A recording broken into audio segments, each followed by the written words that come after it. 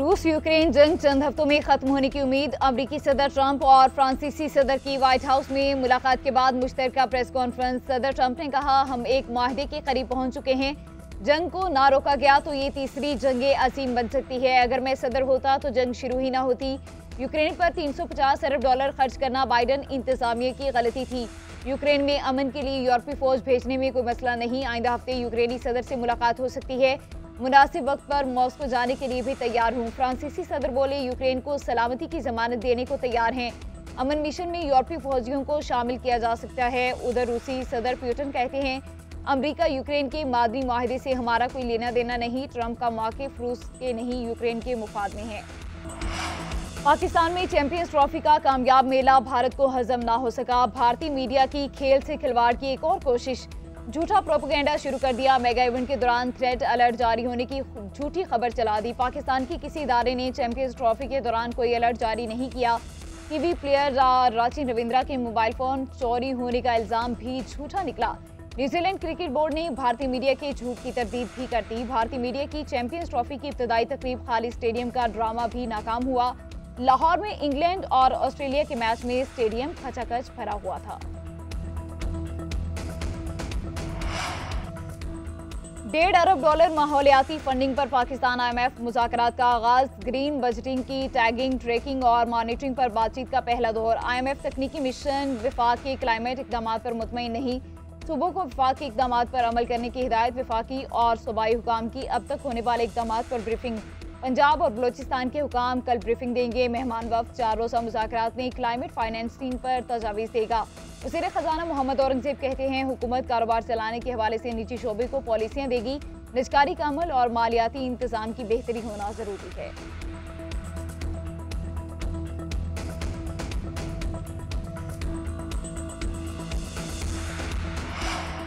एक ही दिन GHQ समेत मुख्तलिफ मकामात पर हमले हुए। क्या बानी PTI ने 9 मई के वाक़यात की मज़म्मत की। मिलिट्री ट्रायल केस में जस्टिस हसन अजहर रिजवी का सवाल। बानी PTI के वकील ने जवाब दिया। उन्होंने कहा है, जो 9 मई के जिम्मेदार हैं उन्हें सजा दी जाए। मज़म्मत का ये मतलब नहीं वो सरकारी मौक़िफ़ तस्लीम करते हैं। अगर सिविलियंस के ट्रायल की इजाज़त दी तो कल मज़ीद जराइम आर्मी एक्ट में शामिल हो जाएंगे।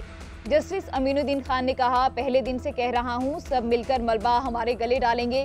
जस्टिस जमाल मुंतकिल ने रिमार्क्स दिए, GHQ पर हमला हो तो क्या आर्टिकल 245 के नोटिफिकेशन का इंतजार किया जाएगा।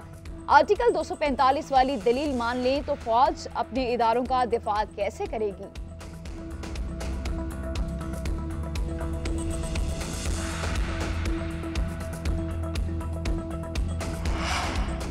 जजिस तबादलों और सीनियरिटी मामलात पर इख्तलाफात। जुडिशल कमीशन के रुकन advocate Akhtar Hussain Mustafi. Chairman judicial council justice Yahya Afridi को इस्तीफा अरसाल कर दिया। लिखा, हालिया अदालती तकर्रियों से मुतालिक तनाज़ात पर मजीद काम जारी नहीं रख सकता। नया रुकन नामजद करने के लिए इस्तीफे की कॉपी पाकिस्तान बार काउंसिल को अरसाल कर दी। GNN से गुफ्तगू में अख्तर हुसैन ने कहा, 26वीं आईनी तरमीम के तहत तयनातियाँ गलत हैं। जजिस सीनियरिटी और तबादलों पर पाकिस्तान बार के मौक़िफ़ से मुत्तफिक नहीं। जुडिशल कमीशन इजलास में भी मुख्तलिफ चीज़ों से इख्तलाफ किया था। पाकिस्तान बार काउंसिल का इजलास बुध के रोज़ तलब। अख्तर हुसैन की जगह एहसन भून को नामजद किए जाने का इम्कान। जजिस तबादले आर्टिकल 200 की खिलाफ वर्जी। सुप्रीम कोर्ट पर तबादले वापस करके अदलिया की आज़ादी बहाल करे। इस्लामाबाद बार एसोसिएशन का मुतालबा। 5 जजिस की सुप्रीम कोर्ट में दायर दरख्वास्त की तायद कर दी। एलामी में कहा, सुप्रीम कोर्ट में आर्टिकल 184(3) के तहत दरख्वास्त दायर की गई। जजिस के गैर कानूनी तबादले और सीनियरिटी लिस्ट को चैलेंज किया गया। इस्लामाबाद इस दरख्वास्त की पूरी तायद करती है। हाईकोर्ट बार में जजिस के ट्रांसफर और बगैर हल्फ उठाए काम करने की मजम्मत करती है। इंतखाबी धांधली केस 28 फरवरी को सुना जाएगा। सुप्रीम कोर्ट में इंतखाबी धांधली की तहकीकात के लिए दायर दरख्वास्तें समाअत के लिए मुकर्रर। जस्टिस अमीनुद्दीन खान की सरबराही में 5 रुकनी आईनी बेंच केस सुनेगा। बानी PTI और शेर अफजल मरवत ने धांधली की तहकीकात के लिए अदालती उज़्मा से रुजू कर रखा है। उधर सुप्रीम कोर्ट में एडिशनल रजिस्ट्रार तौहीन अदालत केस। वफाकी हुकूमत ने इंट्रा कोर्ट अपील दायर कर दी। 27 जनवरी का 2 रुकनी बेंच का फैसला कलअदम करार देने की इस्तदा।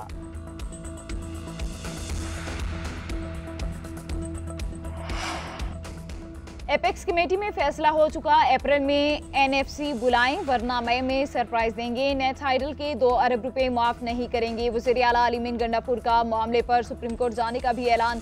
तकरीब से खिताब में कहा, आइन तोड़ने वालों को आज तक सजा नहीं मिली, इस तरह मुल्क नहीं चल सकता। अलीमीन गंडापुर का सियासी मुखालिफिन को मुनाजरे का चैलेंज। कहा, पंजाब में जो काम हो रहा है वो एक बारिश में ही पता चल गया। हमारी हुकूमत की कारकर्दगी की सालाना रिपोर्ट शाया हो चुकी, सब इस रिपोर्ट के एदाद शुमार का जायजा लें, झूठ सच खुद देखें।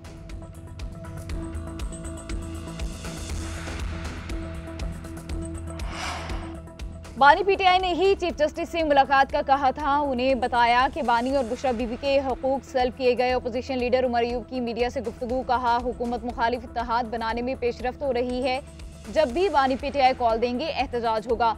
असद कैसर की पीपल्स पार्टी पर तनकीद। कहा, पीपल्स पार्टी कहती है हुकूमत हमारी नहीं मानती, अगर वो नहीं मानते तो विफाक से निकल आए, हुकूमत 2 दिन भी नहीं चलेगी। सलमान अकरम राजा की सिंध की जमातों को साथ लेकर चलने की दावत।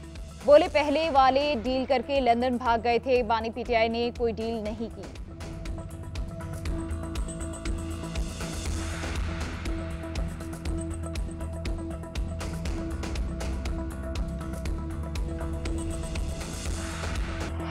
मुस्तफा आमिर कत्ल केस की तहकीकात में अहम पेशरफ्त। गिरफ्तार अरमगान के तशद्दुद से जख्मी लड़की भी बोल पड़ी। पुलिस को बयान रिकॉर्ड करा दिया। कहती है, अरमगान ने कॉल सेंटर के बारे में मुखबरी का इल्जाम लगाकर तशद्दुद का निशाना बनाया। झूठे केस में जेल में कैद कराने की धमकियां देता रहा। घर जाते हुए कुछ अनासिर ने तशद्दुद किया। डर की वजह से इंतजामिया को झूठी रिपोर्ट लिखवाई। मुस्तफा कत्ल केस के मुलजिम की मददगार पुलिस एहलकारों के खिलाफ भी एक्शन। अरमगान को गिरफ्तारी से बचाने में मदद करने वाला ASI मअतल।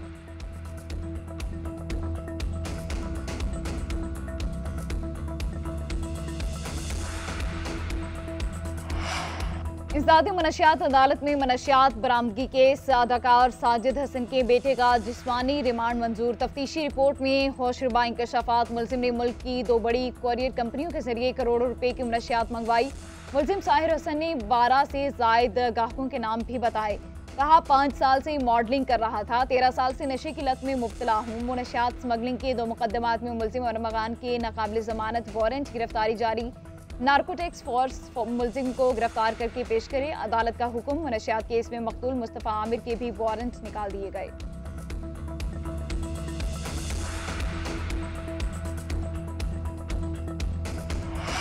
मुल्क की तरक्की और सियासी इस्तेहकाम के लिए इख्तलाफ भुलाकर काम करना होगा। सिंध के एक हिस्से का खतरा भी किसी और सूबे को नहीं जाएगा। वफाकी वजीर एहसन इकबाल की वजीर आला मुराद अली शाह को यकीन दहानी। कराची में मुश्तरका प्रेस कॉन्फ्रेंस के दौरान एहसन इकबाल ने कहा, सक्खर हैदराबाद मोटरवे पर इस साल काम शुरू करना तरजीह है। तरक्की के अहदाफ हासिल करने के लिए चारों सूबों के साथ मिलकर काम करेंगे। उधर वज़ीर दिफा ख्वाजा आसिफ बोले, हुकूमत अवाम की फलाह बहबूद के लिए कोशां है। सेहत की बेहतर सहूलतों की फराहमी तरजीह है। रोशन मुस्तकबिल के लिए तालीमी निज़ाम ठीक करना होगा।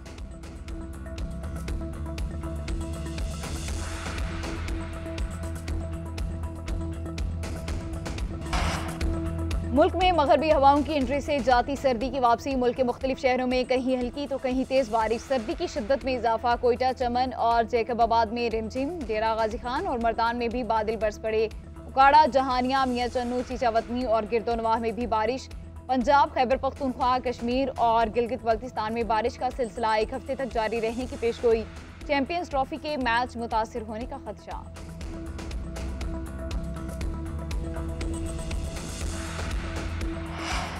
पाकिस्तान में रमज़ानुल मुबारक 2 मार्च से शुरू होने का इम्कान। स्पार्को के मुताबिक 28 फरवरी को गुरूब आफ्ताब के वक्त नए चांद की उम्र 12 घंटे होगी। चांद की कम बुलंदी और फासले की वजह से हलाल का नजर आना मुश्किल।